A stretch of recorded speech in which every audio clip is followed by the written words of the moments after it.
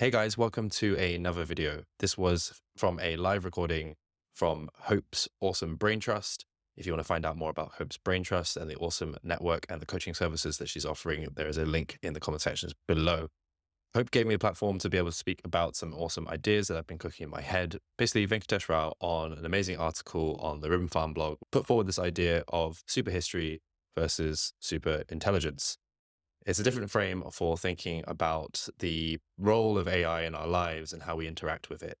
I think this article has some massive implications for education.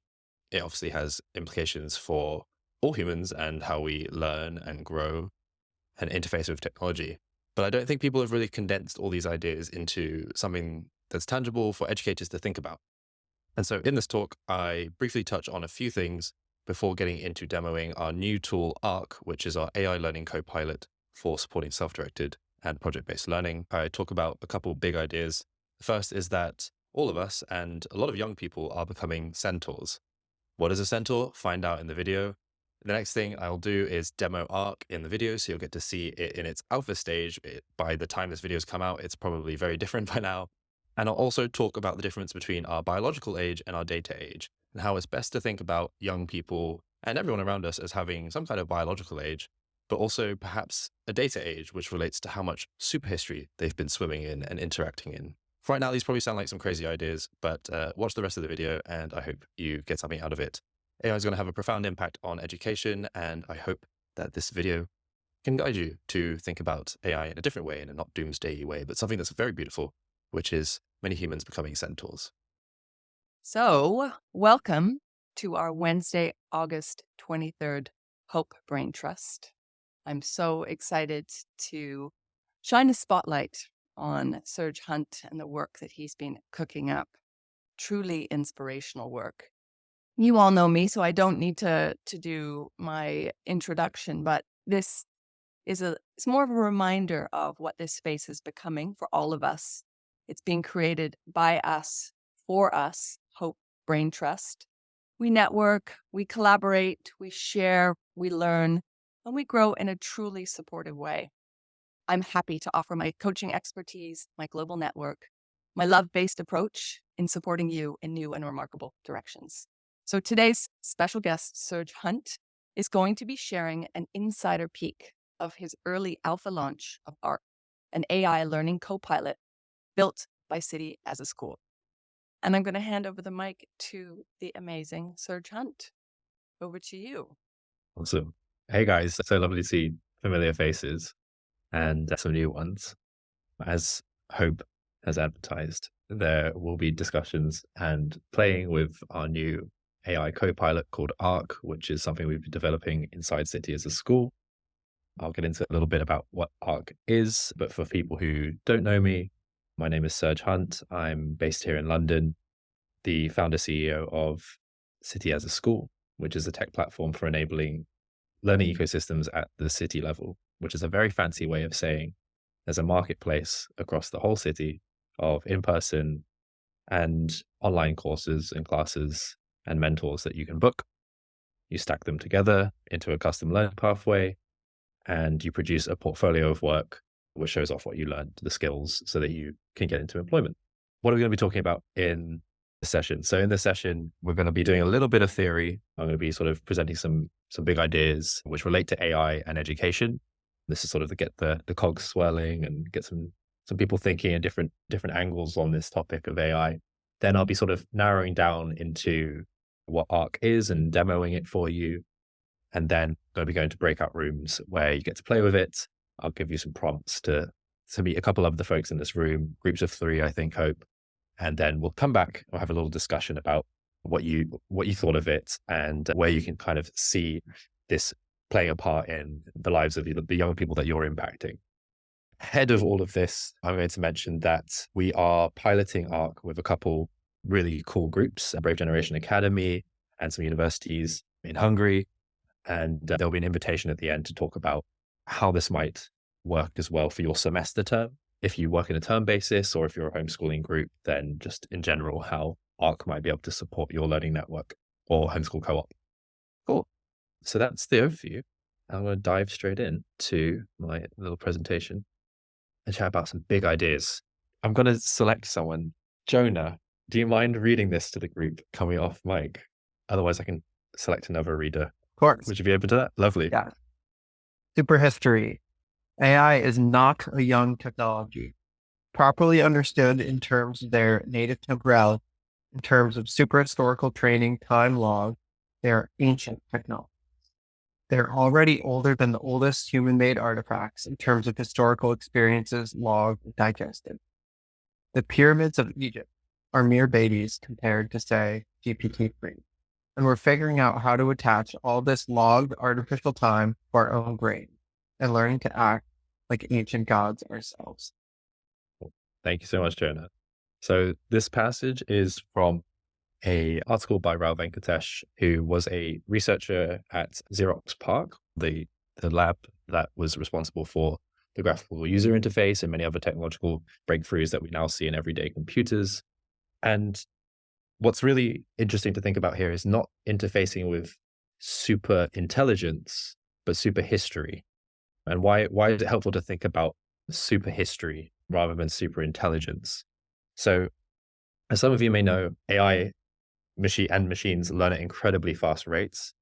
And this is, it's kind of inconceivable to human in terms of like the data we accumulate in our lifetimes and the data that's processed and the speed at which it's processed by these models. These things experience, if you will, to use the word live is wrong, but they experience years of time in what would take us an hour or a minute. So 2 weeks back and forth trying to schedule a meeting between our friends, these AI models could probably have lived multiple lifetimes. So just think about that. And this sort of graphic over here on the right is to kind of highlight this, that there is super history. There's your personal history and collective human history, which is just this little dwarf here. And we're bringing a human into this conversation and saying, okay, great. Now you're learning in this new context. What does that mean? What's the implication for this? So the claim here by many folks in AI and education and just learning in AI is that we're becoming centaurs. Centaurs broadly means a hybrid system where both human intuition and machine computational speed combine. For instance, in chess, centaur teams of human and computer players often outperform solely human players and solely computer algorithms. So it's this combination as augmentation of human intelligence with AI that builds centaurs. So all the young people that we know are becoming centaurs in some way. Because of this previous idea, super history, that we're learning in this context, augmented and supported by these technologies, we can say something quite radical, like Magnus Carlsen, one of the leading chess grandmasters, is 200 years old. This sounds kind of ridiculous, but worth kind of thinking about. So super history isn't something that's specific to using ChatGPT. Many of the technologies you've been using have been busy building super history. So anyone who's had access to Google, so let's say you had Google for the last 22 years, you're already likely 100 years older than your biological age.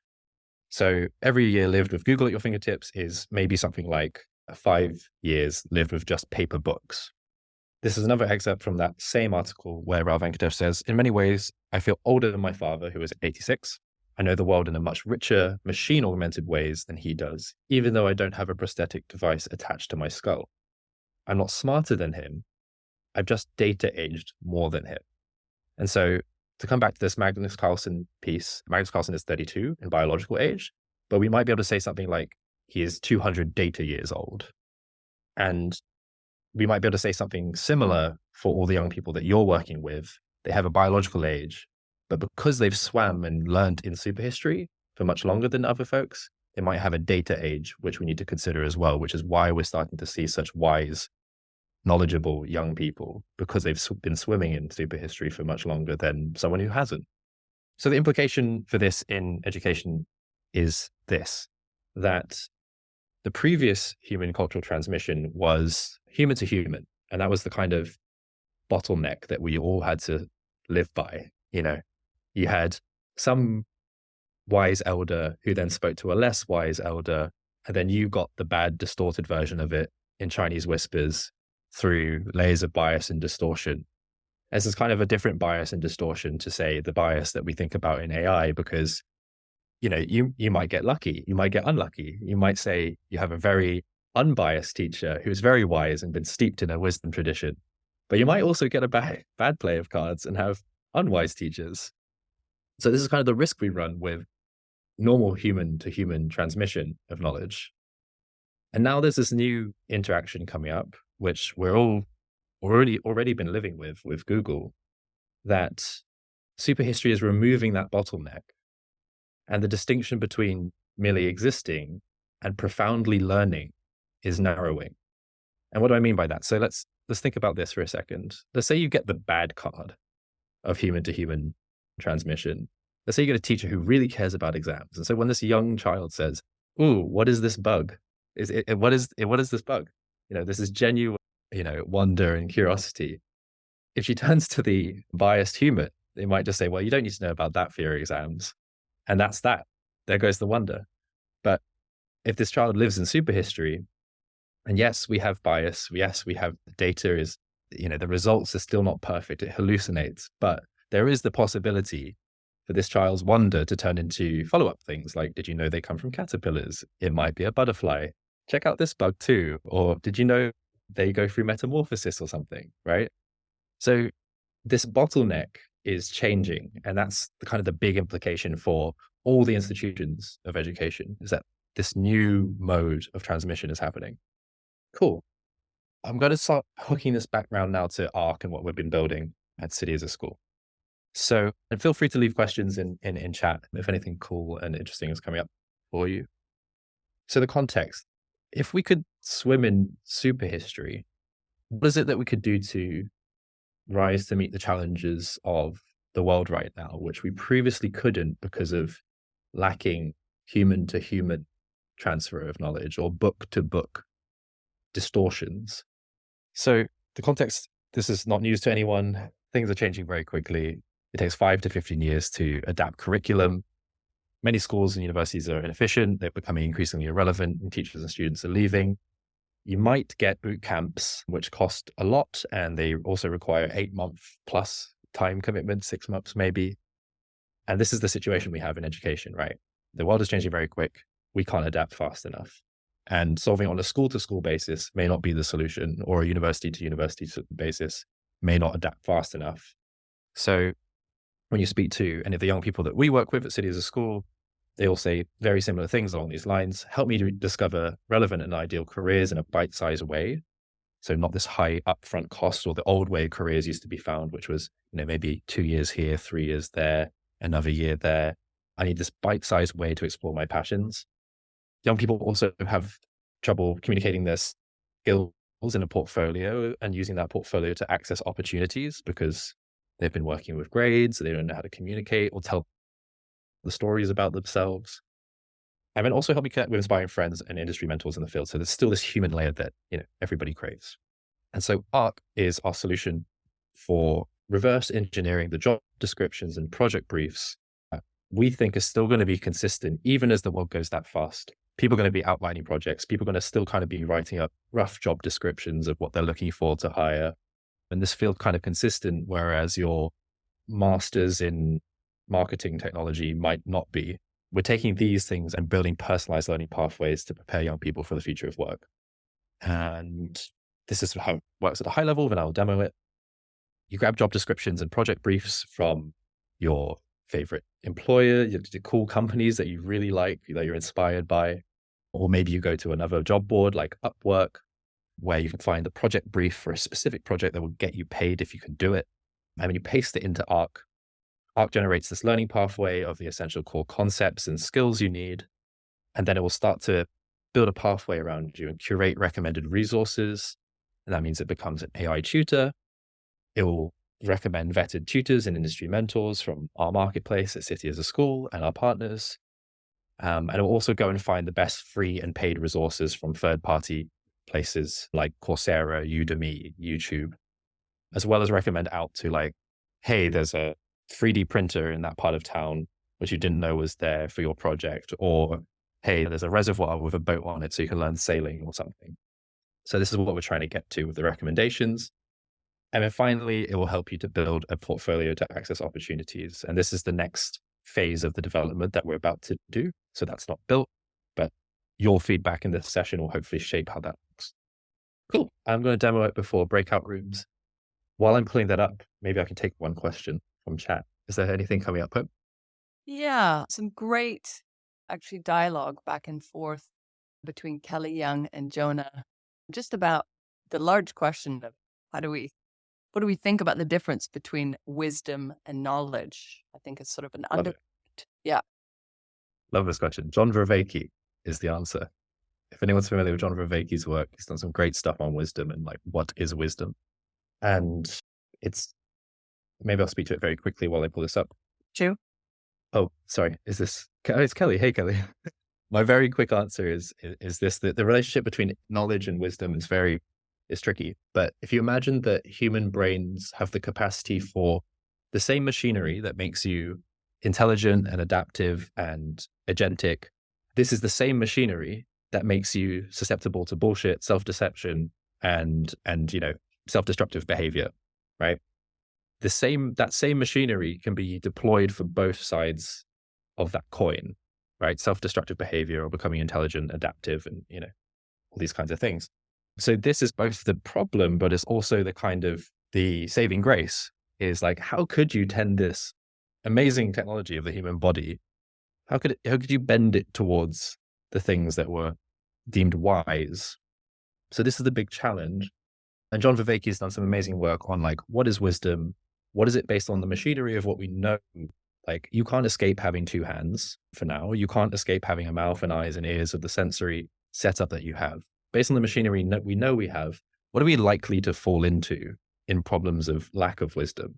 Like, what does a lack of wisdom look like? And then what could you do to remedy it? One example here is humans will always experience some sense of alienation because we're social creatures. So a lack of wisdom here is like, oh, I feel alienated. These people hate me. I just want to be out of this group. This will like crush your agency, crush your ability to develop and become a better person. And overcoming alienation means moving closer to like belonging, understanding social dynamics, all these kinds of things. This is one way that we become wise or unwise. But Vervaeke has done some great work on tracking that across multiple parts. Beautiful. And just as you pull it up, a really great point by Mara. Mara, do you want to just say this directly? Yeah. So going back to art, it's with helping kids figure out like their career pathways. You start with job descriptions. So how would they know what are those jobs that they're interested in if we don't know yet what they're really passionate about and what brings them fulfillment? It feels like you starting a couple steps later than, maybe there's something that they do first, like a survey or reflection process, and then go into a job description. Yeah. But jumping in job description seems like you're throwing them into a, I don't know. Yeah. So I guess this is the kind of question to figure out on this call, right? And why we're going to the breakout rooms is like, what does this look like in different people's contexts? Because it'll be very different based on, what pedagogy you already have. So one thing, I'll maybe speak to like two elements of this. One is, sure, if you've got very competent adults who will help you reflect on what it is that you're passionate about or some survey, go for it. Do that as a step one. That's probably, if you will, like a augmenting wisdom kind of way with other humans and then other systems. Then there's a kind of another way of just like trial and error, which is a lot of people's experience of the world is, oh, well, I hated yoga, so I went to go drink with friends. And then I went to drink with friends, and then I liked kayaking because that was boring. And then I went from kayaking to working at IBM. And so you kind of move from social game to social game, but you update what your preferences are over time. And then you figure out, okay, well, like, what is it that I'm actually interested in or passionate about based on failed results? So both are possible, right? We're trying to build this for all humans, and the pedagogy around it is something I hope to seed with you guys who do care about these things and think about these. So Mara has a great point, which is like, how would you know before you got the job description? Like, a lot of people are learning what LMS is, they're watching TikTok, they're using YouTube. Let's say I've got the best teacher in the world for airplane aerodynamics from MIT OpenCourseWare. This is quite a miraculous piece of ed tech, isn't it? YouTube, that we have all the best teachers for free. And then I go to job description to pathway, and I want to become a plane engineer. I'm just inspired by this YouTube video. I'm just checking it out. Like, what would it actually take to be an airplane engineer? And what's going on here on Arc is that I've just got it open on the side. This could be your LMS. It could be YouTube, like I'm doing here. And Arc is busy building a learning pathway, which will have 5 modules. And those 5 modules will start from first principles in the first module. And so you'll get these very foundational concepts and skills. I mean, they'll go to more like complex things regarding like teamwork and leadership skills and, project management, which aren't so fundamental to the field. So we're always starting from sort of super concepts, if you will. Cool. So this is the pathway that is generated. I have some classes recommended from City as a school. So we've got some slightly technical things here, like EdTech, the EdTech Guild, Unity game development. We don't have anything that's exactly to do with airplane engineering. Unfortunately, I would love more, but it would recommend that. If not from our platform, then from a third party that we integrate with. It's also gone out and done some really cool stuff. It's actually gone and found the same lesson here on YouTube that I'm watching. So this is going to YouTube, it's going to Coursera, finding some great content from around the web, and we can add sources to this for free content. So this solves the whole homeschooler problem of like, what do I go and get them to learn from? And that just challenge kind of being less of a problem now. This then breaks it down into 5 modules where we've got first principles, which are aerodynamics, material, structural design, flight dynamics, some core skills. And then it gets into more complex things down here, like teamwork and project management, like I said. And these are kind of less fundamental.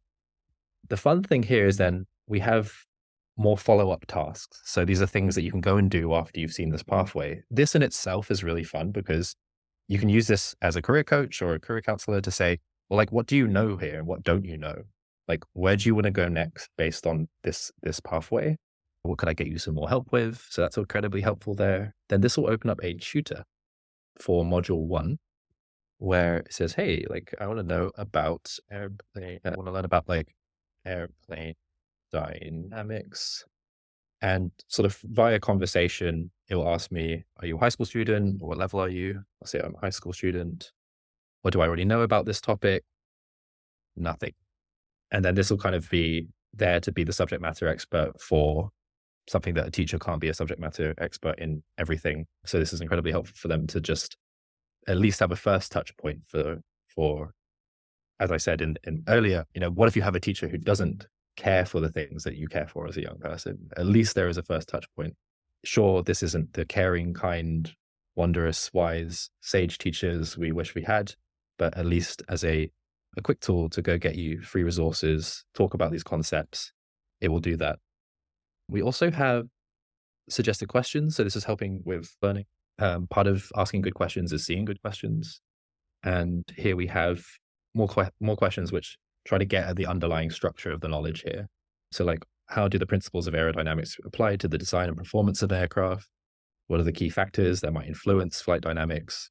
How do different materials affect the structural design and performance of an aircraft? So I can just add that, and this will come into the conversation here. So as you might have noticed, we had job descriptions, the pathway, that's the core piece of the backbone of ARC right now. We have other things for finding jobs in your area. We have other things for becoming an AI tutor. You've just seen that. This explain complex concepts simply, helps them understand code or topics. So we'll talk through code with them if they're trying to build something. And Find Mentors is going to our database and finding real humans. Just demo that real quick. We don't have many mentors on the platform so far, but I'll do it with one which we do have more mentors for. But this will start, you can see how it starts to build, come off of the technology into the real world, right?